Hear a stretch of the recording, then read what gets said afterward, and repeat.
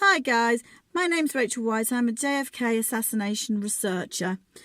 In this video, I'd like to talk a little bit about Linnie Mae. Now, we touched on Linnie Mae in our previous video, and there is actually Linnie Mae Part 1, which I've already done and put out there. So if you haven't caught up with that already, then I suggest that you do, and all my previous videos, because everything that I've said so far leads up to what I'm going to tell you about Linnie Mae.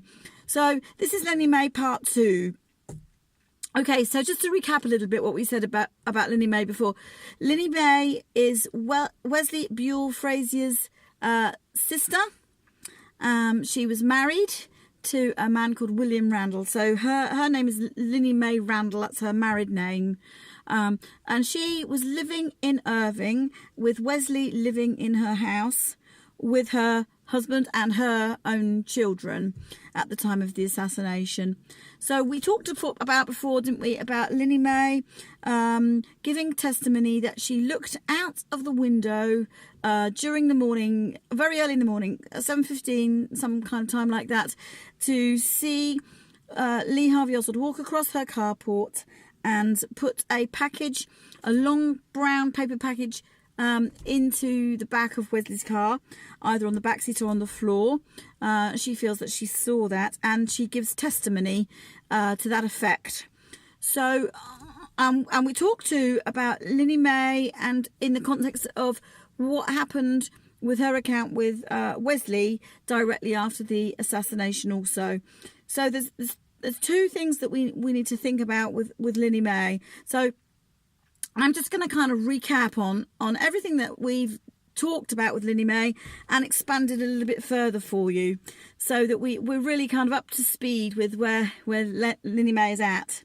Okay, so before, we not only talked about the fact that when the police turn up at Irving at Ruth Paine's house, as they inevitably are going to do, and start asking questions, Linnie Mae actually gets herself involved as they are there, and she offers the story about Lee placing the package of curtain rods, or the brown paper package at the very least, in the back of Wesley's car, and them driving off together, presumably together to ride to the Texas School Book Depository.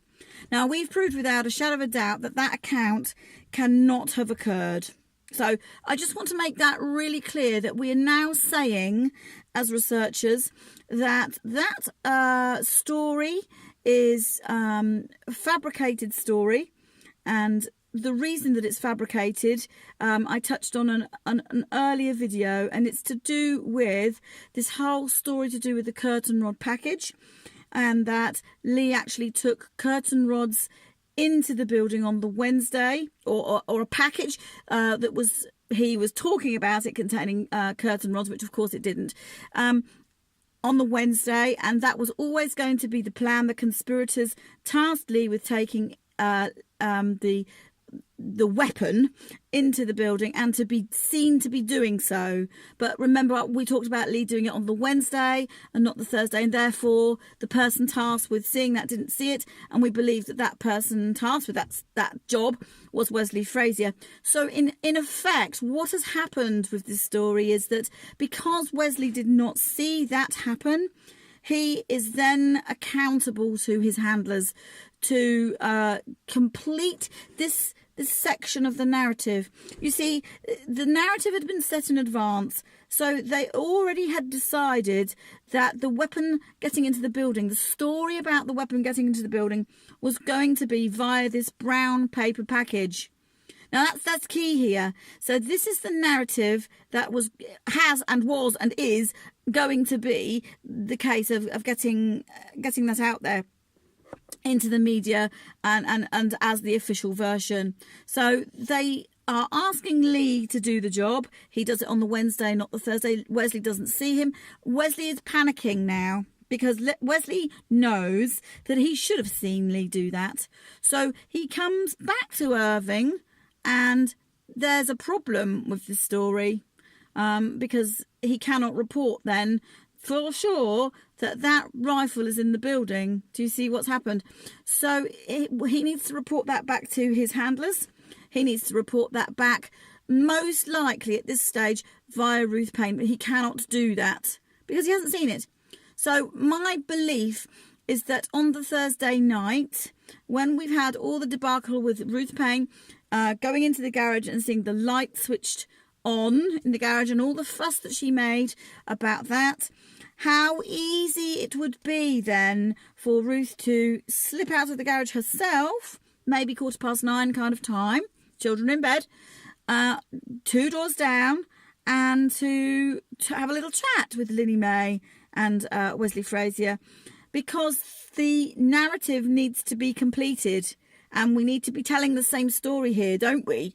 So she, I believe, goes down. They concoct a story about the gun coming out of Ruth's garage, and that Lee brings it down and is going to be seen putting it in the package in the car and available to drive with Wesley into work. Now, it's very possible that at that point Ruth may not have realised that Lee had left the property, as we know he did. Okay, he was already out of the Irving house by 9 o'clock on that Thursday night, the 21st. But Ruth may or may not have realised at that exact moment. Okay, so in her mind, she would have been the one to understand that Lee was going to go back to work the next morning, hitching a ride with Wesley Frazier. So it stands to reason that part of the story is already there. They're just going to add on a curtain rods package story to make it fit so that Wesley is not in trouble. Can you see what I'm saying? So they concoct this story all together, and this is the story that they're going to run with, because this is the story they've been told to run with. Right, so we have all this, and then the police turn up at Irving.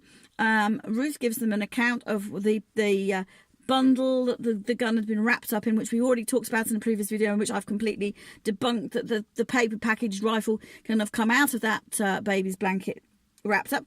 And we've also talked about Linnie Mae coming up and offering her services, the information about this ride-in with Frazier during the morning. And we talked about Linnie Mae telling the police where Wesley could be found.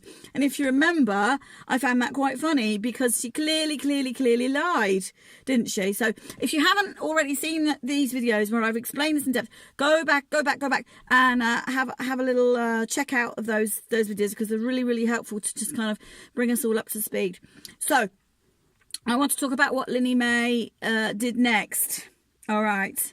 Now, Linnie Mae was tasked by the conspirators, and this is how we know that she was tasked by the conspirators, really, because not only did she lie about where her brother could be found and give them the wrong name of the hospital where he could be found, and how would she know that anyway?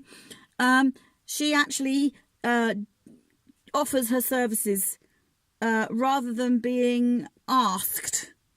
Okay, so she comes up to Ruth Payne's and offers rather than waiting to be asked about any information she may have. Now, Linnie Mae actually clearly from the record drove up the street, it seems, as though whilst the police were obviously gathering in their cars outside of Ruth Payne's house. Now, any normal neighbour, yes, is going to be nosy, but probably would hold back at this stage. They probably wouldn't get involved because they probably wouldn't have anything to offer, and they more than likely would feel that they would be in the way and being a nosy neighbour and all the rest of it. I believe that if you were in that situation, you would hold back, and you would find out a bit later what may have gone on. But I don't believe that you would intrude into a household where the police were actually present and starting to question people without very good reason. So it's clear to me this is what she did. It's very clear to me that's what she did. She drove up. There is an account of her driving. Okay, now this is really important. She drove up. So that clearly indicates then that she had been somewhere. All right, now this is really important stuff. She had been somewhere and she was able to drive. Now, this is something that I've actually put together from what I understand may well have occurred. Okay, now we know for sure that Lee caught no bus out of the plaza. No, not at all. He caught no bus out of the plaza. But he did clearly leave the plaza, and he left the plaza by way of the Nash Rambler, okay, driven by a Latino. And it also picked some of the other shooters up, okay? And what we know is that this Nash Rambler drove these conspirators all together back to the Holland Avenue safe house, which was in Oak Cliff, right? And then after those others had got out of the car, Lee took the keys and drove to the Tidy Lady Laundrette. There, he dumped the car and walked the rest of the way, which is only a short distance really, to the Texas Theatre, where he was picked up at, 1:50, okay, by the police. We know all that. So we have some independent witnesses, Mr. and Mrs. Pennington, who saw Lee at the Tidy Lady Laundrette. Okay, they testify that he was speaking agitatedly in Spanish to clearly somebody that he needed to contact, but did not want the content of his conversation overheard. So he was speaking agitatedly in Spanish in this laundrette, which I truly believe that he used that laundrette for his own purposes. Not only did his washing from his rooming house in Oak Cliff, but he also used the payphone that was in there. I believe that he had that phone tasked up and set up to receive and make calls that he needed to. It was a contact point.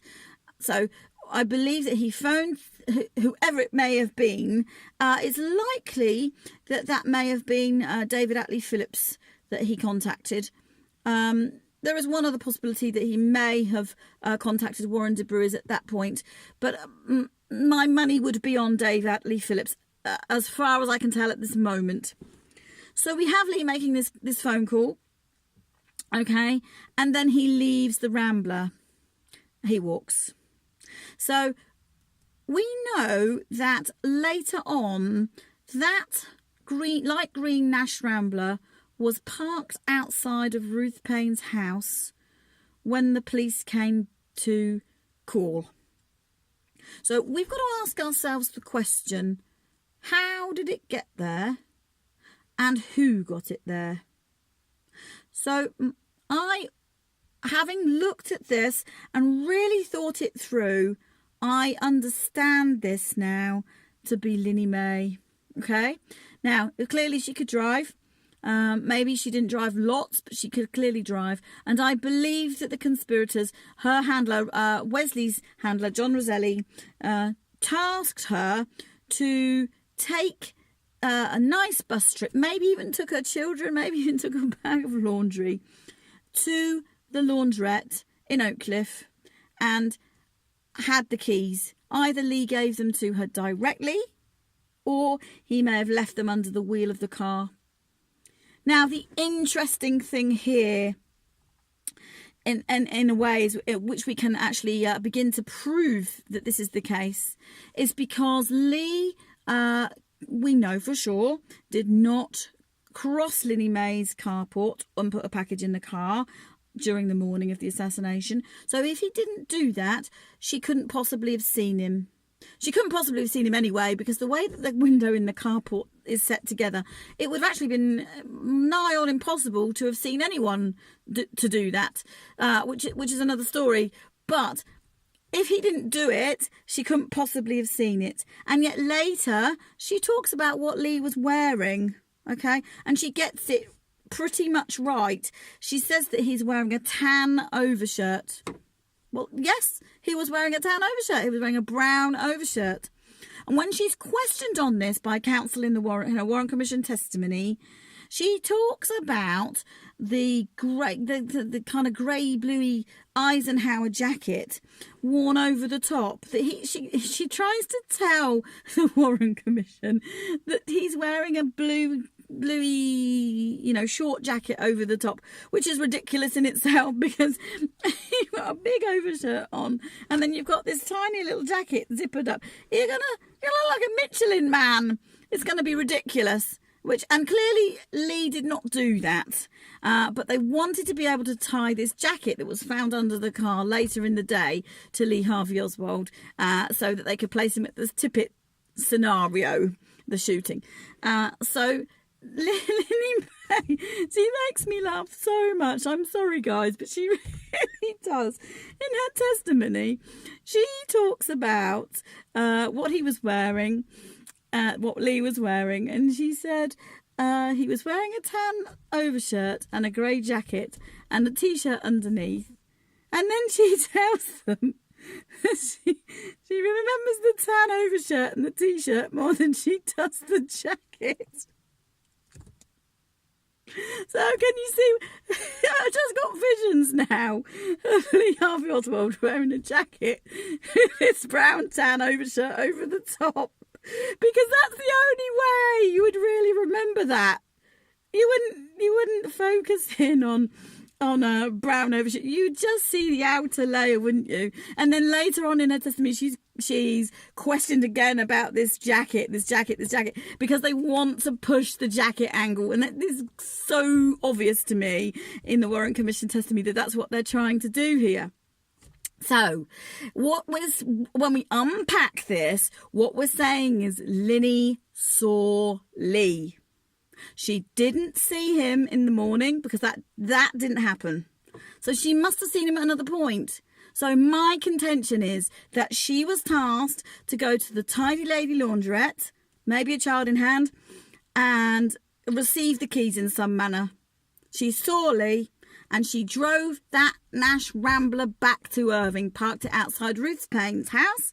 And then she decided to get in her own car, or her husband's car, and drive anywhere, just for 20 minutes or so, maybe half an hour, who knows. And you see, in that way, she could rock up at the right kind of moment. And it looks like she's been gone for hours, doesn't it? Nobody knows how long she's been gone, where she has gone. It just looks very random now because she's returning. And of course, the job is done already. And Linnie Mae has never, ever, ever been identified in this way before. I can honestly tell you guys that this is I am the first person to see this. But to me, it's a really obvious deal that she was tasked in her own regard to take that Nash Rambler back to Irving. Now, this is the thing. These people are tasked with their own little job. So she did not need to ask any questions about why she was tasked with that. She was just given a mission: go collect this car. It's going to be here at such and such a time. Get it, drive it back. And that's what she did. And she never thought anything more about it because there was no opportunity for anybody to join the dots together here, and certainly nobody's joined this dot together ever before. So this is an amazing new discovery, and we've got Linnie Mae. Now let's just think about, if we've got Linnie Mae doing this, and we've got Wesley Frazier doing what he did, very, very involved. We've got a family here who are in it up to here. And we've got Ruth Payne 2 doors up. So what is this telling us? It's really quite telling, isn't it? It's telling us we've got an intelligence operation here. An organised intelligence operation with operatives working together in the same neighbourhood.